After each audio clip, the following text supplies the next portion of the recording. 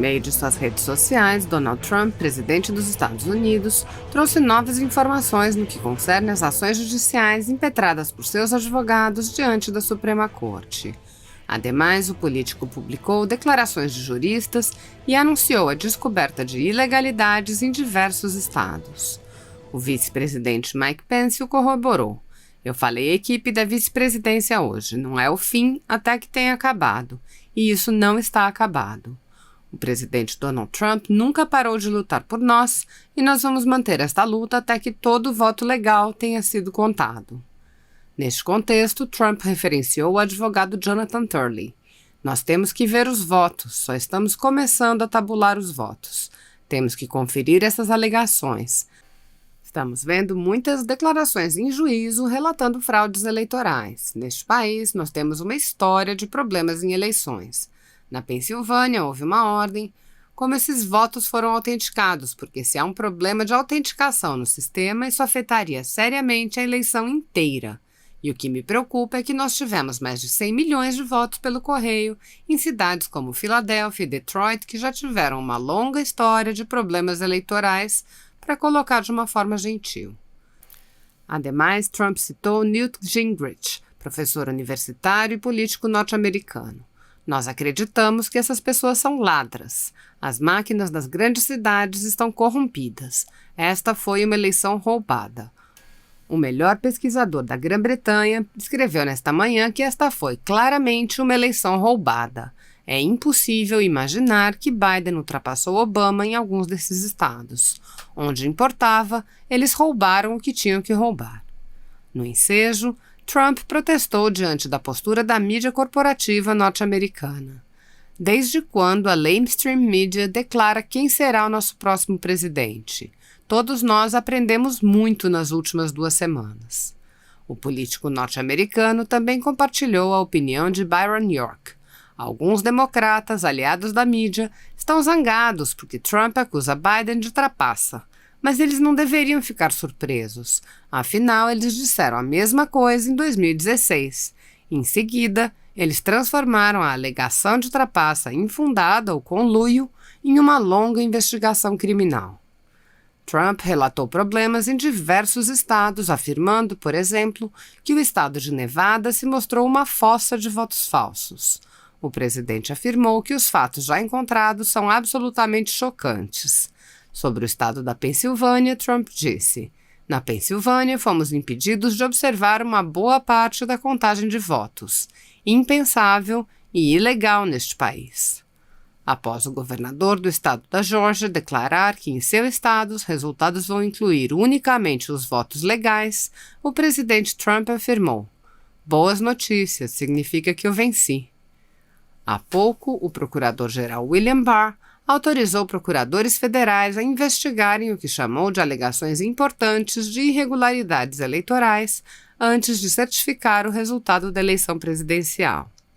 O advogado da campanha de Trump, o ex-prefeito de Nova York, Rudolph Giuliani, afirmou: a mídia corrupta não está cobrindo a ação judicial que vai invalidar 300 mil ou mais votos fraudados na Filadélfia. A agência Real Clear Politics já tirou a vitória de Biden na Filadélfia e mantém o estado como indefinido. Isto é só o começo. Olhem além do que é censurado pela velha imprensa e vocês vão ver que tudo muda. Thank you very much. Thank you.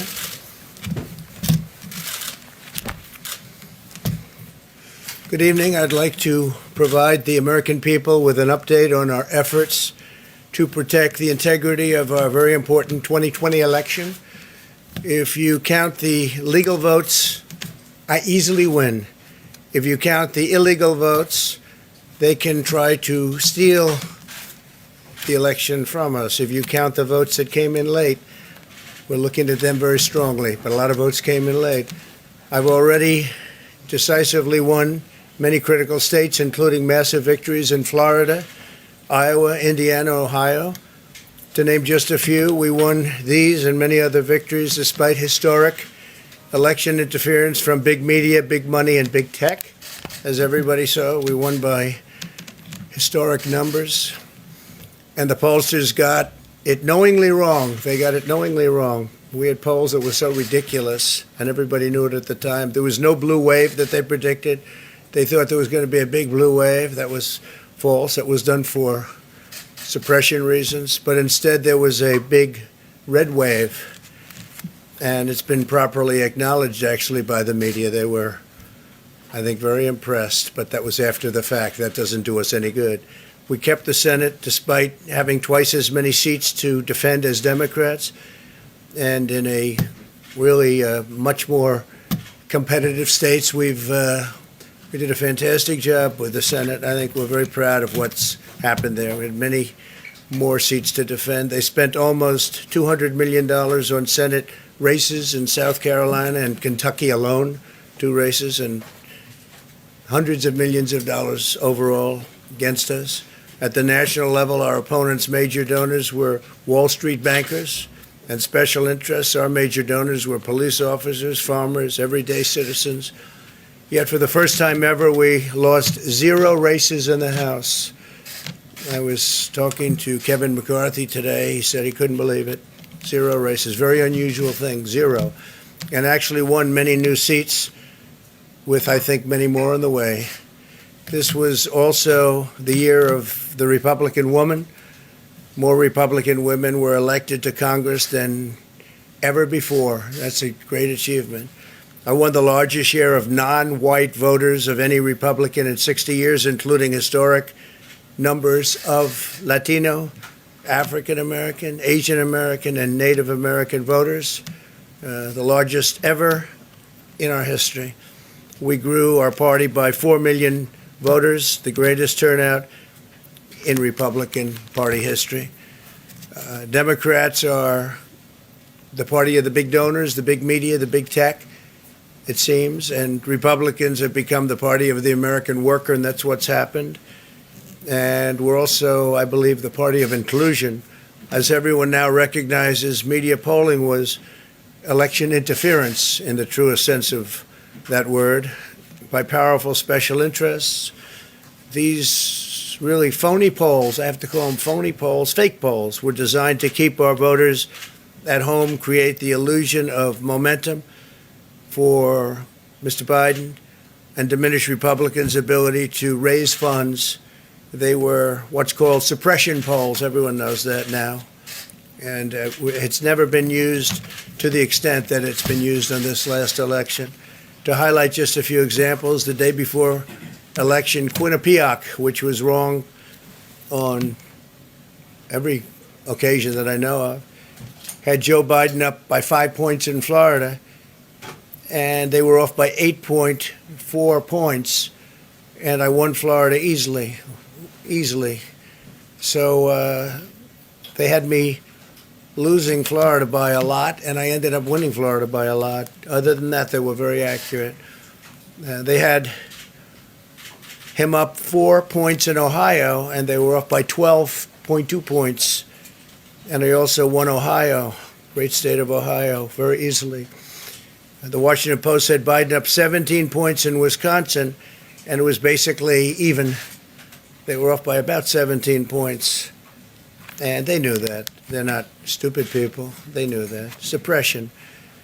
There are now only a few states yet to be decided in the presidential race. The voting apparatus of those states are run in all cases by Democrats. We were winning in all the key locations by a lot, actually, and then our numbers started miraculously getting whittled away in secret, and they wouldn't allow legally permissible observers. We went to court in a couple of instances, and we were able to get the observers put in, and when the observers got there, they wanted them 60, 70 feet away, 80 feet, 100 feet away, or outside the building to observe people inside the building. And we won a case, a big case, and we have others happening. There are lots of litigation, even beyond our litigation. There's tremendous amount of litigation generally because of how unfair this process was. And I predicted that. I've been talking about mail-in voting for a long time. It's really destroyed our system. It's a corrupt system, and it makes people corrupt even if they aren't by nature. But they become corrupt. It's too easy. they want to find out how many the votes they need, and then they seem to be able to find them. They wait, and then they find them.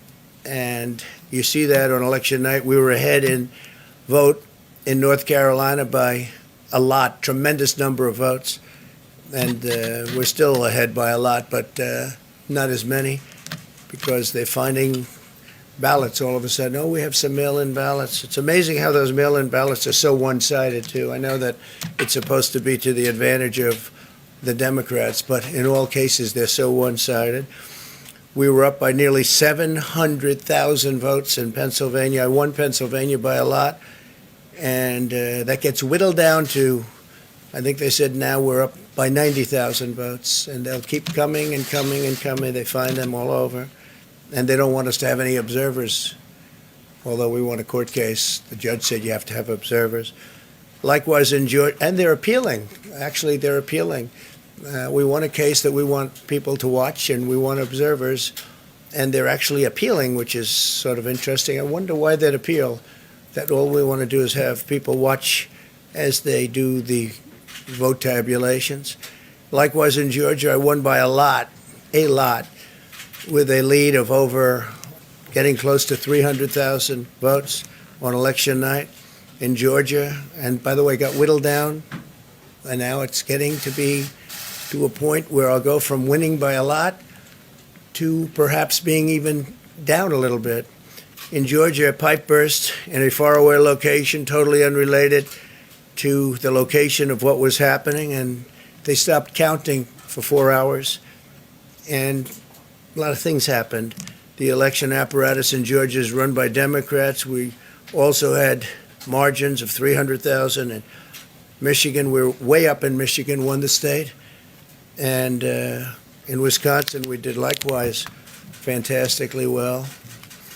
And that got whittled down. In every case, they got whittled down. Today, we're on track to win Arizona. We only need to carry, I guess, 55% of the remaining vote, 55% margins, and that's a margin that we've significantly exceeded, so we'll see what happens with that, but we're on track to do okay in Arizona. Our goal is to defend the integrity of the election. We'll not allow the corruption to steal such an important election, or any election for that matter, and we can't allow anybody to silence our voters and manufacture results. I've been doing a lot of public things for a long time. I've never had anything that's been as inspirational, by people calling, talking, sending things to us. I've never seen such love and such affection and such spirit as I've seen for this. People know what's happening, and they see what's happening, and it's before their eyes. And there are many instances which will be reported very shortly. There's tremendous litigation going on, and this is a case where they're trying to steal an election. They're trying to rig an election, and we can't let that happen. Detroit and Philadelphia, known as two of the most corrupt political places anywhere in our country, easily cannot be responsible for engineering the outcome of a presidential race, a very important presidential race. In Pennsylvania, Democrats have gone to the state Supreme Court to try and ban our election observers, and very strongly. Now, we won the case, but they're going forward. They don't want anybody in there. They don't want anybody watching them as they count the ballots. And I can't imagine why. There's absolutely no legitimate reason why they would not want to have people watching this process, because if it's straight, they should be proud of it. Instead, they're trying, obviously, to commit fraud. There's no question about that. In Philadelphia, observers have been kept far away, very far away, so far that people are using binoculars to try and see, and there's been tremendous problems caused. They put paper on all of the windows so you can't see in, and the people that are banned are very unhappy and become somewhat violent. The 11th Circuit ruled that in Georgia the votes have been in by Election Day, that they should be in by Election Day, and they weren't. Votes are coming in after Election Day. And they had a ruling already that you have to have the votes in by Election Day. To the best of my knowledge, votes should be in by Election Day. And they didn't do that. Democrat officials never believed they could win this election honestly. I really believe that. That's why they did the mail-in ballots, where there's tremendous corruption and fraud going on. That's why they mailed out tens of millions of unsolicited ballots without any verification measures whatsoever. And I've told everybody that these things would happen because I've seen it happen. I watched a lot of different elections before they decided to go with this big, massive election with tens of millions of ballots going out to everybody, in many cases totally unsolicited. This was unprecedented in American history. This was by design, despite years of claiming to care about the election security. They refused to include any requirement to verify signatures, identities, or even determine whether they're eligible or ineligible to vote. People are walking in there. They have no idea. They're just taking numbers. They're writing down things, the workers, and doing a lot of bad things. And we have a lot of information coming and litigation that you'll see that will shake even you people up. And you've seen it all. The officials overseeing the counting in Pennsylvania and other key states are all part of a corrupt Democrat machine that you've written about. And for a long time, you've been writing about the corrupt Democrat machine. I went to school there, and I know a lot about it. It hasn't changed. It's a long time ago, and hasn't changed. It's gotten worse. In Pennsylvania, partisan Democrats have allowed ballots in the state to be received 3 days after the election, and we think much more than that. And they're counting those without even postmarks or any identification whatsoever. So you don't have postmarks, you don't have identification. There have been a number of disturbing irregularities across the nation. Our campaign has been denied access to observe any counting in Detroit. Detroit is another place, and I wouldn't say it has the best reputation for election integrity. Poll workers in Michigan were duplicating ballots, but when our observers attempted to challenge the activity, those poll workers jumped in front of the volunteers to block their view so that they couldn't see what they were doing. And it became a little bit dangerous. One major hub for counting ballots in Detroit covered up the windows again with large pieces of cardboard. And so they wanted to protect and block the counting area. They didn't want anybody seeing the counting, even though these were observers who were legal observers that were supposed to be there. In Detroit, there were hours of unexplained delay in delivering many of the votes for counting. The final batch did not arrive until 4 in the morning, and even though the polls closed at 8 o'clock. So they brought it in, and the batches came in, and nobody knew where they came from. We've also been denied access to observe in critical places in Georgia. In multiple swing states, counting was halted for hours and hours on election night, with results withheld from major Democrat-run locations only to appear later. And they suddenly appeared, and they all had the name Biden on them, or just about all. I think almost all. They all had the name Biden on them, which is a little strange. I challenge Joe and every Democrat to clarify that they only want legal votes, because they talk about votes, and I think they should use the word legal votes. We want every legal vote counted, and I want every legal vote counted. We want openness and transparency, no secret count rooms, no mystery ballots, no illegal votes being cast after Election Day. You have Election Day, and the laws are very strong on that. You have an Election Day, and they don't want votes cast after Election Day, and they want the process to be an honest one. It's so important. We want an honest election, and we want an honest count, and we want honest people working back there, because it's a very important job. So that's the way this country is going to win. That's the way the United States will win, and we think we will win the election very easily. We think there's going to be a lot of litigation because we have so much evidence, so much proof, and it's going to end up perhaps at the highest court in the land. We'll see. But we think there'll be a lot of litigation because we can't have an election stolen like this. And I tell you, I have been talking about this for many months with all of you. And I've said very strongly that mail-in ballots are going to end up being a disaster. Small elections were a disaster. Small, very easy to handle elections were disastrous.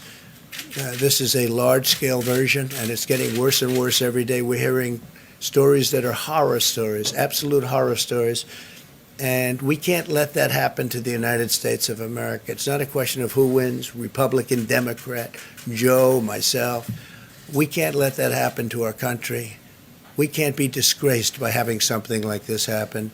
So it will be hopefully cleared up, maybe soon, I hope soon, but it'll probably go through a process, a legal process. And as you know, I've claimed certain states, and he's claiming states, and we can both claim the states, but ultimately I have a feeling judges are going to have to rule. But there's been a lot of shenanigans, and we can't stand for that in our country. Thank you very much.